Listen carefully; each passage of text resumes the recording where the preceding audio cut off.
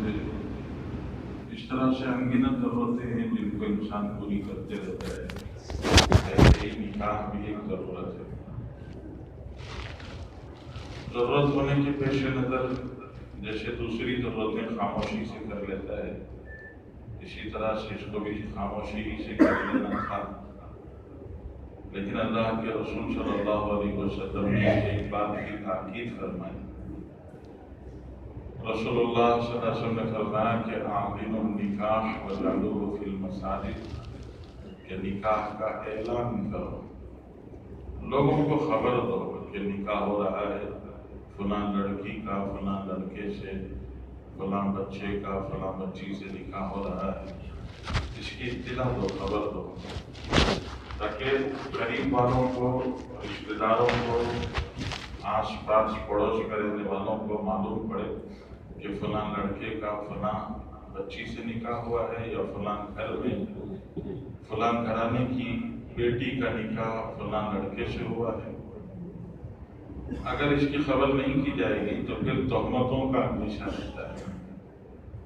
ایک نوجوان کسی گھر کے سامنے، شریف گھر کے سامنے کھڑا ہوا ہو تو لوگ سوچنے لگتے ہیں کہ اس شریف گھر کے سامنے اس نوجوان کا کیا کام ہے، تو تہمت کا اندیشہ رہتا ہے۔ اس لیے اللہ کے رسول نے فرمایا کہ اعلنوا النکاح وجعلوه فی المساجد، نکاح کا اعلان کر دو۔ اور صحیح بات تو یہ ہے کہ مسلمانوں کے جمع ہونے کی جگہ مسجد ہے، نماز میں 100% مسلمان جمع ہو جانا چاہیے۔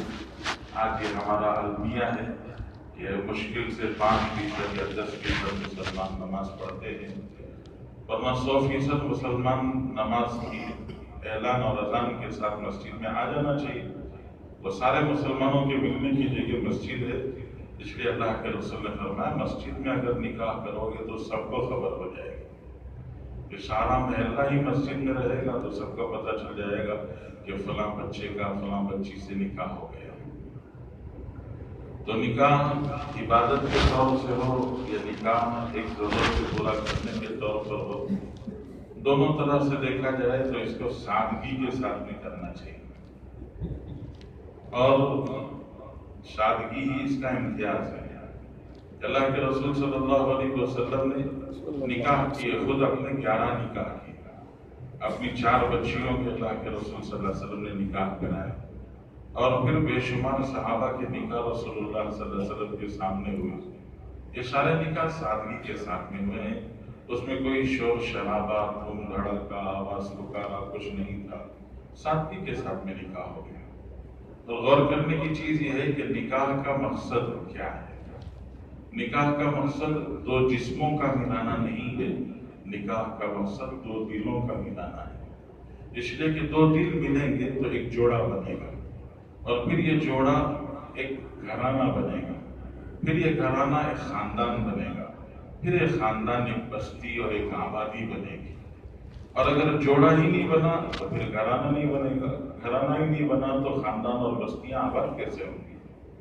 تو اس لیے جوڑے کا بننا 2 دلوں کے ملنے پر ہے، اور دلوں کو ملانے کی طاقت میرے اور آپ کے ہاتھ میں نہیں ہے، بلکہ دنیا میں کسی کے ہاتھ میں نہیں ہے۔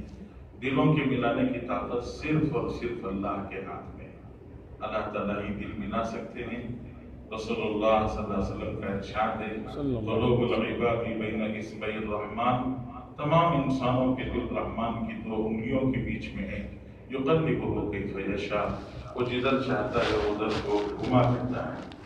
اللہ کو راضی اور خوش کرے تو اللہ محبتیں ڈال دیں گے، اور اللہ کو ناراض کرے تو انہی دلوں میں اللہ تعالیٰ نفرتیں ڈال دیں گے۔ اس لیے نکاح اللہ کے رسول نے بتایا کہ اعظم النکاح برکۃ ایسرہ معونہ، سب سے زیادہ بابرکت نکاح وہ ہوتا ہے جس میں نکاح کے نام پر کم سے کم پیسہ خرچ کیا جاتا ہے۔ نکاح میں 2 خرچ شریعت نے بتائے ہیں، ایک مہر کا خرچ ہے اور دوسرے ولیمے کا خرچ ہے، اور یہ دونوں خرچ لڑکے پر ہیں اور حسب استطاعت ہیں، طاقت سے بڑھ کر نہیں، حسب استطاعت ہیں۔